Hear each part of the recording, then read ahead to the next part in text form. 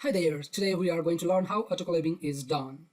Let's first of all know the purpose of autoclaving. It is the method of making materials free of pathogen using high temperature and pressure. Before you do your autoclaving, it is very important to note your name of the material you are going to autoclave, and the time. Before you open the door of autoclave, it is very important to make sure autoclave is not running. If somebody had just used autoclave, then it might be very hot.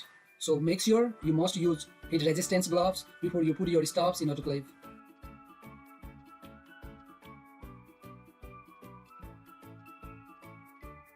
After you put the material to be autoclaved in autoclave, make sure you tightly close the door.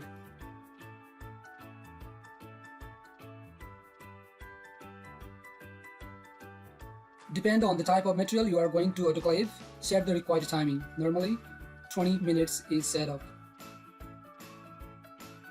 After that, push the button that represents your material and on-off button. Once the autoclave is running, it will light up the material and the on-off button as well as the timing. After 20 minutes, timing will be 0 and this indicator button will light up. This shows that autoclave is exhausting. Never try to open the door of autoclave while it is exhausting.